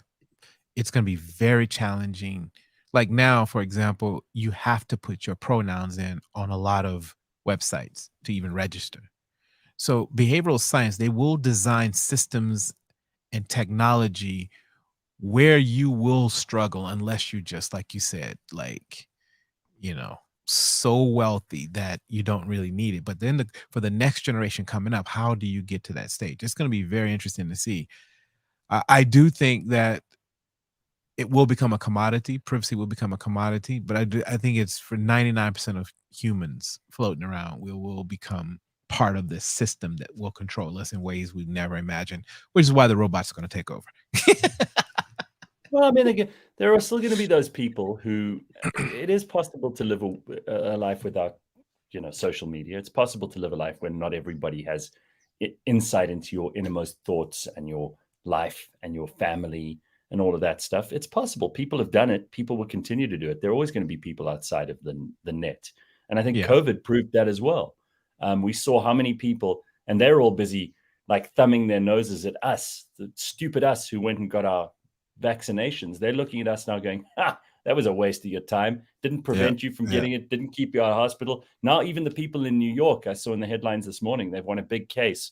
You know, those companies that laid off people who didn't get vaccinated. They have to now not only re-employ those people, but they have to give them back pay as well. And I wonder, and I'm wondering now if, you know, those of us who are smart enough to opt out of things when they become toxic, and it's hard to judge. It's hard to judge how much attention is too much attention, what we're addicted to. This is why the work you do is so interesting to me. Like, how do humans even figure? Because sometimes that intoxication of, you know, there's the word intoxication is not so different to the word toxic. They form part of each other, and for a good reason. Sometimes you're addicted to something you don't even know you're addicted, and you're loving it so much that you don't want to stop. Forget about that you can't. Social media is like that. For some people, it's just the first thing they look at in the morning, the last thing they look at night. Mm-hmm. And it's very much encouraged. It's like we can all be like, oh, Gareth, you had 5 drinks today. You shouldn't do that. Let's book you into rehab. But social media, did you not see what was trending last night? Timothy, let me show you. And then you're constantly sending people links. And then it's like you constantly online. And the fact that WhatsApp was down and people were like in a panic shows you that it's an addiction that we kind of encourage. Yeah, but my issue is that it's designed into our life. And this is where I'm worried about the ethics of behavioral design. I'm worried that we could get to a point where they design things in a way we can't wrestle ourselves out of it. And I'm seeing it every day that no matter how private you want to be, they're making it difficult. And like I see my own life, there's just certain things I'm just not interested in posting. But if I don't engage, what ends up happening, there are implications. And what those implications are and what they could be is where things get interesting. And there needs to be people in policy positions to hold these tech companies accountable. Otherwise, they will design systems and they will go, because there's so much need for profit and so much, they're offering all this stuff for free. And what they get in return is our soul, our deepest part of our psyche in return, and they can leverage that for profit. And I think we shouldn't underestimate just how powerful that machine is, and we shouldn't give it over to people to say your motivation can overcome it, your sense of will and agency can overcome it, because the systems are too powerful. I could give you guys 10 behavioral hacks that we all are subject to right now. Like I can prime your unconscious mind to get you to do just about anything. And if I had the budget of these big tech companies, I can control so much of, what we do as humans. So we shouldn't underestimate that as the point. Well, it's scary. What you're saying is absolutely super terrifying. scary. So what do we know? And you've obviously been paying attention to the latest research that's been done on this stuff. And obviously post-pandemic, we have even more info, because now we've seen what happens when you isolate people for an extended period and all they have is social media. I mean, like, that was the way we kept in touch. There was no other way to do that during, especially those first strict few months of lockdown, no matter what country in the world you were. So what do we know about decision making and about the effect of all of this on our brains? Have they been doing research at an academic level? Have, but a lot of it, I'm really careful now. There's a replication crisis in social sciences. And until a lot of these studies have been replicated, it just can become pseudoscience. It can just become kind of pop culture insights that trend rail, that become clickbait. So I'm very, very careful.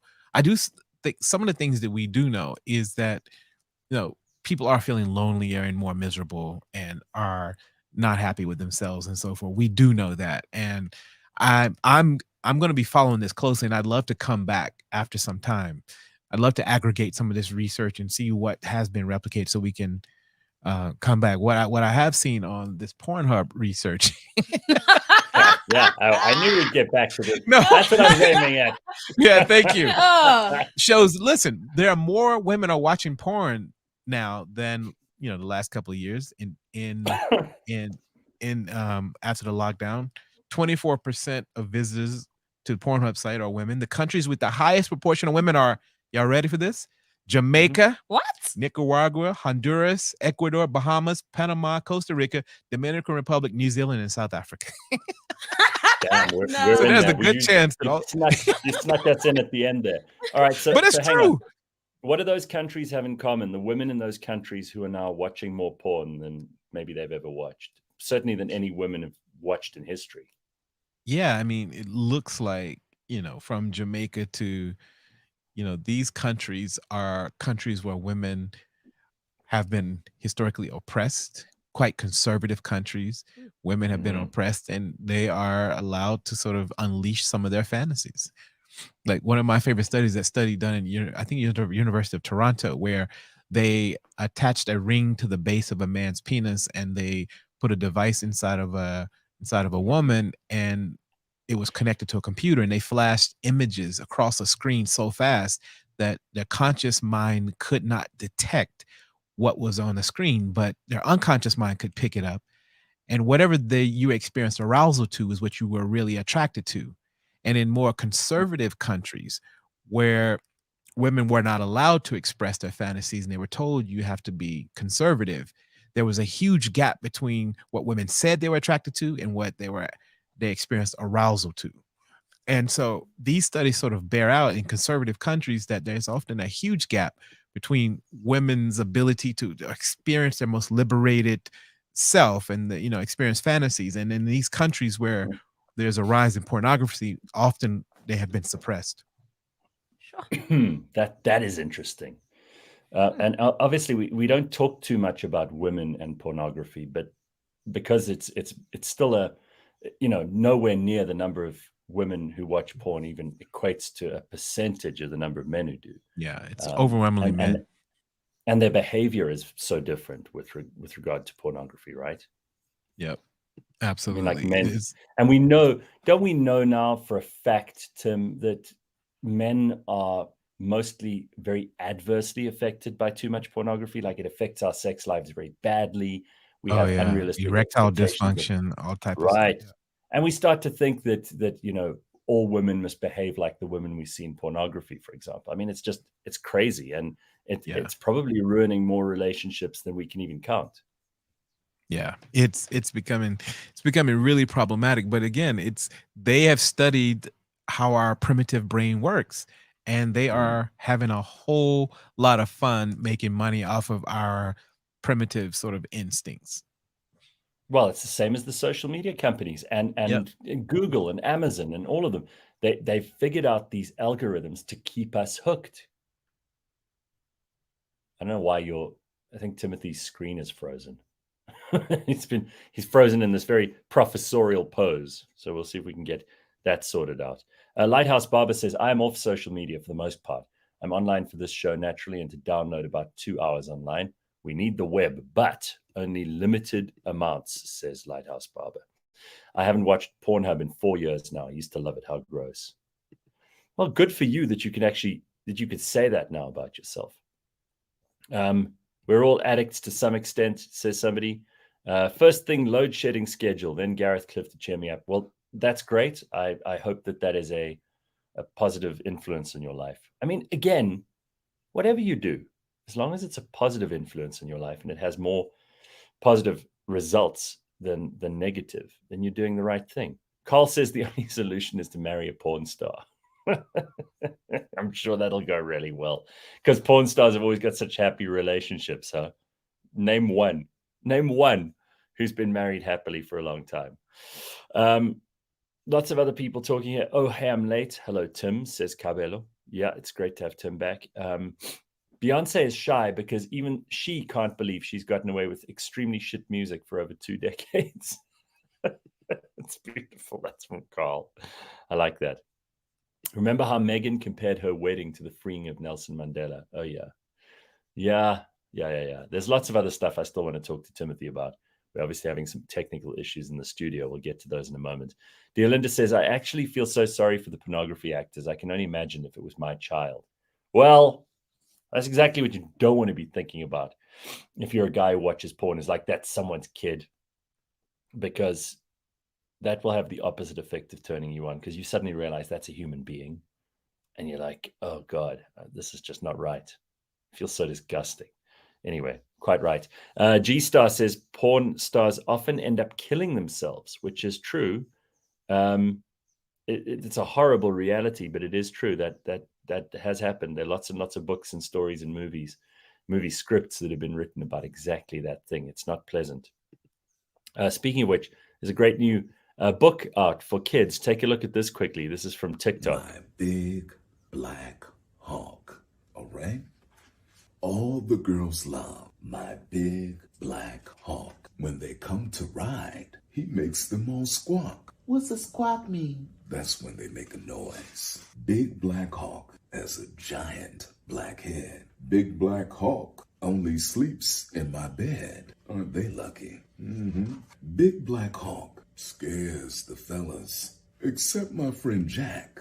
Big black hawk makes you jealous because he's so black.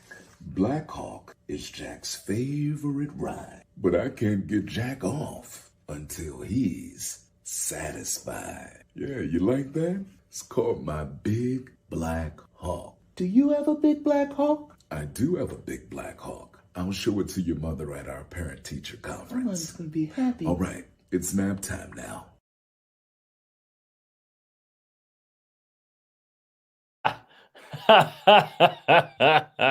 There is some some comic distraction for us this morning. I'm just trying to add. There we go. There's Timothy Maurice. All right. So Timothy, what else is on your agenda? Because I mean, you haven't been on the show for a while. What do you want to tell us about? Because I mean, Well, I got right now I'm plenty of doing. things I could ask you. You tell me. Yeah. Right now, please go and download this. Subscribe to my podcast, Brain and Brand Show. I'm doing this 7-part series called The Secrets of the Unconscious Mind. Today, I'm doing part 2 of which will be out on Friday. I'm doing part 2 of interviewing a professor who wrote the book Spellbound from Berkeley. I think he's from Berkeley. Brilliant thinking about some of the ancient wisdom and how it intersects with some of the latest neuroscience about the secrets of the unconscious mind. Going back into some of the conversation we're having now about why we do what we do, what's really happening to our brains. And so I am really excited about this series. So this will be episode 4. So you could go back in episode 1. He was in episode 1. His name is Dr. Dan Lieberman. Brilliant psychologist. And so I'm excited about that series. I'm excited about, the work we're doing with anybody who wants to export businesses to the US or wants to partner with US businesses. I'm working in this learning position with the US Department of Commerce, MBDA division. And I'm having a lot of fun helping people think about how to enter to the South African market, shifting their mindset to be more open to various cultures. So I'm having a lot of fun with that. But yeah, please go and listen to this series. It's been really interesting. Gareth, do you ever follow which countries in the world listen to you? Yeah, I remember we did this a long while ago. I haven't looked at it recently. In fact, I don't even have the logins to check the demographics of the show, because it would drive me crazy. I'd be looking at it every 5 minutes.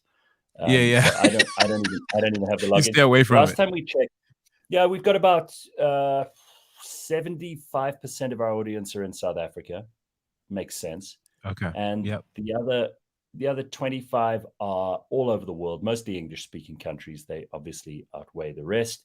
We've got a lot of listeners in places which I didn't expect, like Saudi Arabia and Dubai. But then I thought about, obviously, there are lots of South Africans there. And then obviously in Zambia, Zimbabwe, Mozambique, Malawi, Angola, Namibia, Botswana. Those are kind of the main areas outside of the rest of the English-speaking world. So it's a nice spread. You don't want to have too many people in countries where you can't access advertisers. Otherwise, it's not going to pay for itself. Exactly. But you also you don't want just your own country, because there's a limited audience for podcasts, Yep. Yeah. No, I've been following it closely because I do some of the learning work with Duke University, and so we have clients all over the world. I'm doing a series with AstraZeneca, so women from more than 50 countries in AstraZeneca. We're doing a leadership work with them, and so what's happened is these women, after they hear me, they go and log on to the podcast. And so I guess I need to reach out to AstraZeneca and be like, hey, you should be sponsoring us on Cliff Central. That's the goal of this message. So if you're listening to AstraZeneca, exactly. Yeah, okay. Get in here and start doing that. And can I ask you about another area that's become like the hot button issue, and it's becoming a much bigger issue than I thought it would be? Because when all this started, I thought, oh well, this is interesting. It's like a new development in a gender and sexual direction. But it seems to me like everybody in the world right now is talking about gender, and especially in the United States. I mean, I know it's become an issue in other parts of the world too, but in the US at the moment, Joe Biden just got interviewed by like a famous transgender activist stroke TikTok person. And it made headlines. Like, this is a guy who dresses up as a woman, and suddenly, because he's dressing up as a woman and claims to be a woman, he gets an interview with the president of the United States. There's no way this dude would have got an interview with Joe Biden if he was just a dude. Yeah, exactly. I mean, this is one of the name is Dylan Mulvaney. I'll put a picture of Dylan Mulvaney up. So he's doing a whole series on TikTok on right. What's it like to be a woman? So I've watched actually a couple of his TikToks. Oh, have you? Yes. And how are they? They're entertaining, because he'll be like, oh, well, today I'm wearing a skirt and we're going out. This is day 147 of being a woman. And it's cute to watch. But the reality is that I'm very firm on the stances that you'll never fully be a woman. Yes, you might experience certain things, and it's not just about dressing up. And I think that's part of the issue. It's not just about wearing a skirt that defines if you're a woman or not. It's other things and other complexities that I feel like is being overlooked. And he's been doing this Oh, series wow. for like 200 days or something, and he's won like Woman of the Year awards. And I'm like, Yeah, it's got you big know, sponsors as well. and I just want talking to know, to the Simphiwe, president, and I'm just like, you're the only woman on the show right now, but I'd like to know from all the women who are listening, is there an element to this that is kind of insulting? And I'm not trying to be controversial. I really am not. This Dylan Mulvaney just got me thinking. Like, if I put on blackface and I went around pretending to be a black person, I started talking in Ebonics, like in African American Ebonics, and I started like, talking like I'm ghetto and all of that stuff, and Know what I mean? I behaved. No, I mean exactly. I think it would take about 10 minutes for someone to beat me up, and I'd probably deserve it.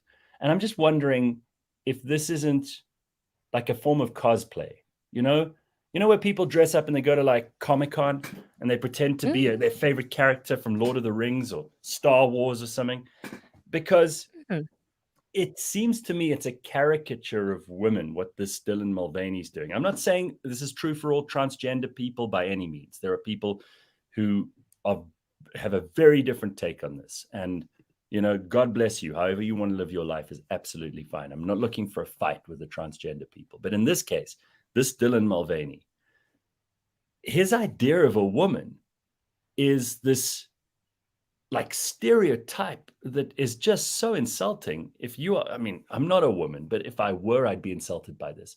If someone stereotypically portrayed a black man as being precisely the kind of black man that has been stereotyped for 100, 200 years, and then went around assuming that identity and then saying, now I'm living as an authentic black man, I think it would last about 5 seconds before someone would take him out. Yeah. So for me, my biggest issue is people making profit off, I would say, being a woman, and it's like now you are getting awards and you meeting the president for essentially transitioning into being a woman. And it's like, I get that, but I'm also like, it's a bit offensive. I've watched quite a few of his videos and I'm like, this is cute, but also you are making money off this now. Like you're profiting off the experience of a woman. It's like, yes, you went out on a date and you out with your friends and it's an experience now, but it's not what I experience as an actual woman. And I'm not even based in America. I'm just talking from a South African perspective. It's like, you don't face some of the realities I face day to day. And I don't need to be like, oh, these are my struggles as a female. Like at the end of the day, you're not going to experience that. And I think there is like a level of offense that I'm just like, yeah. Like I think we need to create your own lane. And I think that's fine. Like, have your own competitions, have your own conversations. But now that you're taking from actual women, See, I think this whole yeah. Go ahead, Gareth. No, I was just going to say there's a whole movement of feminists now who I think they call them TERFs. And so the trans community says that they are transphobic because they're not accepting of men who've transitioned into women, men who've said that they're women and believe that they're women. And they call them TERFs, but essentially these TERFs are saying, actually, like this is going directly against what feminism was intended to do, which was to raise women up and to give some equality to women. What you're doing now is you're taking the things we worked for and you're just giving them to men. What do you think of this, Timothy? I mean, like, this is so complicated. So I'm interested in the neurobiology of hormones and how they influence our state of mind. I'm very interested in how our internal chemistry shifts and evolves and how we are told to kind of regulate that chemistry in order to fit under a label. And I think much of everything that we are experiencing now, especially on these extremes, is a reaction to the Enlightenment era. The fact that we were, this kind of boom of science said, look, okay, we onto something. There is going to be, we we don't quite understand just yet what's happening with our kind of the science wasn't really up to date and clear about what was happening with our neurobiology, but what we were what was clear was that there are these kind of gender differences that are overwhelming, so we're going to give male female. And then when there was like a sort of shift and we start to discover more about this kind of gender kind of spectrum, we still learning so much about this, and that you come back and go, okay, now we have social media, now we have all these platforms for people to be able to share what they're experiencing, their subjective states.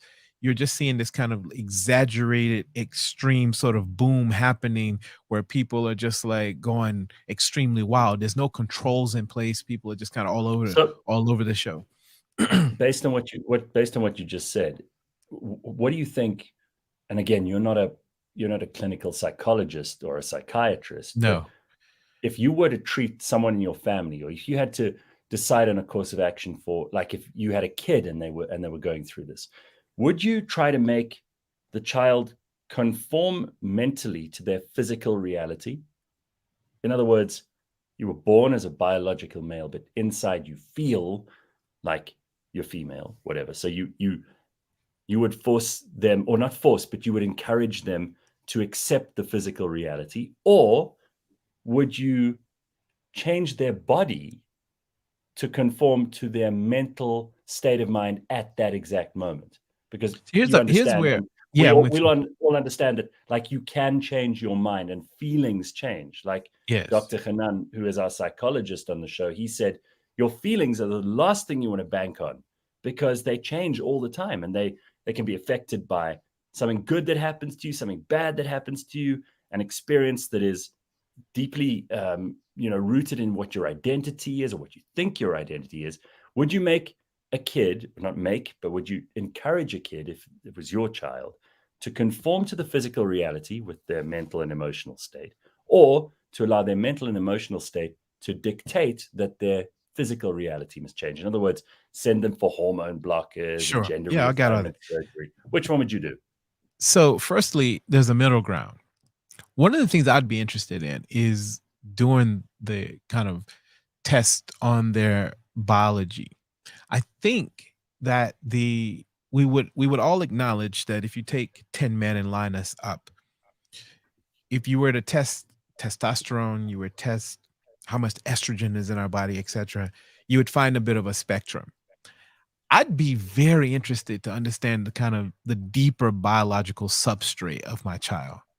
And I think we're going to get to that stage where people will be able to get tested to see if there are one extreme or the other, and what the sort of middle ground is. I would be far more inclined to spend time helping my child kind of sort of regulate their mindset before I'd rush to sort of blockers. But I think that part of the challenge that parents are facing is just load.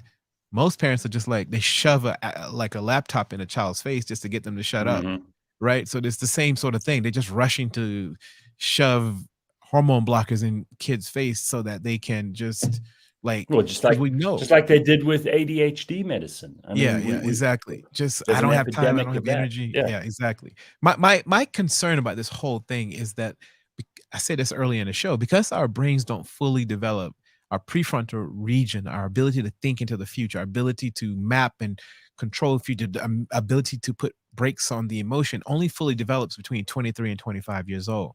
So I'm really concerned about anything that's happening before that age. And I'm really interested to see what the evolving sort of research is going to be on the implications of this more long term, because before I'm 23, 25, the fact that this key part of the brain hasn't fully developed is a huge challenge to this conversation. Also, what I've seen, so we've had on TikTok, funny enough, is a lot of parents have gone on the app because there's a specific content creator who makes content about transitioning, who's like over the age of 30, but it's very like kid-like style. And they're like, I'm glad glad you asked, right? Hmm. And it's very targeted to like kids who are like 13, 14, 15. And parents have gone on to say that creator needs to be blocked because they feel like it's almost a sense of grooming. Like, why are you talking like this? And why are you like having these conversations about transitioning, but you're talking like a baby because you want younger people to see your content. And it's almost like the thing of like the conversation has moved on from, oh, I'm 27 and I feel that I was assigned the wrong gender, to now starting to push it to 13-year-olds. Mm. And it's like, but a 13-year-old has no business, talking about Well, this is what I mean, feel and whatnot, and introducing it at such a young age where hormones change everything. So if you I'm are so already glad saying, you brought that up. I mean, there's this woman called Abigail Schreier who's written a book about how she thinks a lot of this is a social contagion. Like when we were at school, there were like the goths, and then there were the like hippies, or the kids who were like, more kind of into politics, or the kids who are more into this. And this woman's book is essentially about how there's been such an absolutely incredible atmospheric increase in the rate of kids claiming to be transgender, or seeking information about transgenderism, that she says it's a social contagion. It is in no way linked to actual hormones, physical bodies, biology, any of that stuff. It's an interesting book. I mean, she's been panned by people on the transgender side of things because they've said, oh, she's basically some kind of Nazi, She's British, right? I think she's American. She's American. Is she? I mean, Jordan Peterson had a great conversation with a woman who she's a researcher who wrote a similar book, and she's basically been, attacked left. But what was interesting about her was that she's very neutral in her writing. She was just like, I wanted to see what the research is, and a big part of it has been exactly what you're saying, this contagious effect in certain regions, because you'll find in certain parts of the US there's just not much conversation about it, and in other parts like in California it's just explosive. So there is a contagious effect in certain regions around the world. Yeah, why would 10% of the girls in California schools be claiming that they are transgender, but in Kansas it's like 0.05%? Yeah. Why would that be? Well, it must be a social thing. It's got less to do with biology. So I wanted to just quickly, before we go, Simphiwe had this interesting list of trending Google searches, and it could be, I mean, this could be a cool way of kind of having a retrospective on what we've been interested in as humanity over the last couple of years. So let's go. Simphiwe, hit us with the information. So this is an article that I recently discovered. This is 20 years of top trending Google searches. So I'm only going to do 2 for each year because of time. Mm-hmm. And I think it's fascinating. So we'll start in 2001. We had Britney Spears. This is the year she dropped her 3rd studio album, and she performed I'm a Slay for you at the VMAs. And then we also have Nokia. That was what people were looking at in 2001.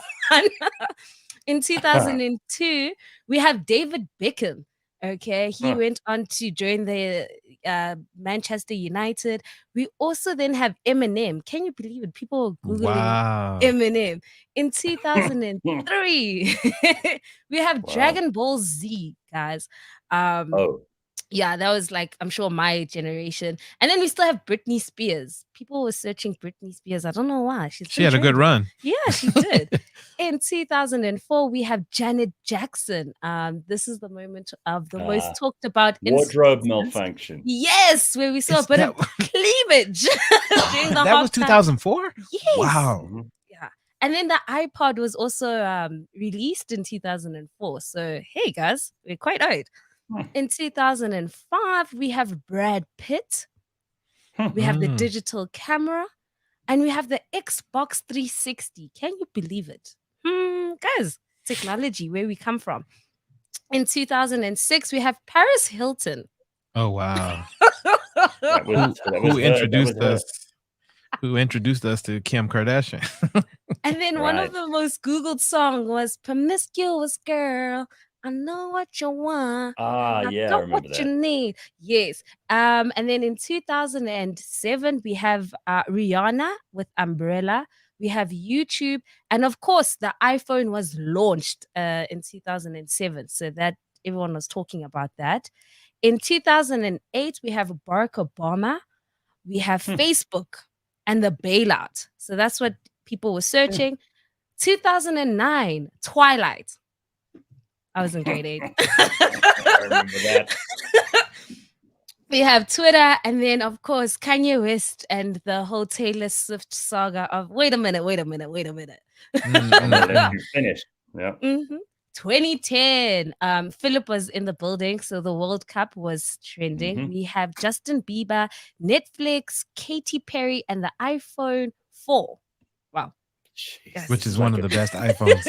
04. Isn't this is such a trip through time, huh? Right? I know, right? In 2011, we have Angry Birds. I don't remember if you guys played that game, but I was addicted to it at one point. We have Pinterest. Google Plus was also something that people were Googling a lot in 2011. In 2012, when we thought the whole world was coming to an end, we had the Gundam style trending. Yo, I'm so Yeah. glad that's over. Wow. We have Whitney Houston. We have Kate Middleton and Hunger Games. That was what was trending. In 2013, we have Tesla. We have Tumblr, Nelson Mandela, and Vine was also trending. 2014, Ebola was on the top of everybody's lips. My goodness. Kim Kardashian, Game of Thrones, y'all. Game of Thrones. Yes. Okay. So I was Warfare gonna hold on coming. for a second. So a couple of things here that you can notice. Like, no one today is looking for Nokia on Google. No one, right? Yeah. This just shows you everyone gets their 15 minutes of fame, like Gangnam Style. There's no way anyone cares about that song anymore. I don't even know what's happened to the guy who sang it. But there is a trend. Like, if you go Britney Spears to Pamela Anderson to Paris Hilton to Kim Kardashian, there's a trend of women who have sex on tape there. Yeah. Yeah. Yeah. And then now we at 2015, we have Adele. Adele's hit album 25 became the fastest selling album of the 21st century. Oh, wow. That was amazing. We have Caitlyn Jenner. We can move on. Right. We have 2016. It's done. We're still talking about transgender stuff. That's what we just spent the last 20 minutes discussing, right? Dude. Then 2016, we have Donald Trump. We have Hillary Clinton, Olympics, Prince, Stranger Things, Pokemon Go. I don't know what was going on in that year. 2017, we have Bitcoin. We have the Mayweather versus McGregor fight. That was on the top of people's lips. The iPhone 8 and Despacito was, top there. 2018, your favorite person, Gareth, Meghan Markle. And then we have Baby Shut. Okay. Yeah. Wow. World Cup was trending as well. 2019, we almost done. We have Avengers, the Endgame. Come on. If you guys didn't watch that, I'm judging you. We have Neymar. We have Billie Eilish. She was also trending. Oh, wow, okay. Now we come to 2020. She's completely fallen off the radar, hasn't she? Yeah, that's quick. Yeah, 2020, I think it's quite obvious. Coronavirus. Yeah. But also Zoom was trending. Coronavirus. Black Lives Matter, Tesla. And then this is what also people were Googling. How to make whipped coffee, how to make a face mask, how to make hand sanitizer in 2020. Wow. All of it a waste of time. All of it. Dude, and then the last one, 2021, we have Squid Games, we have TikTok pasta, we have COVID vaccine.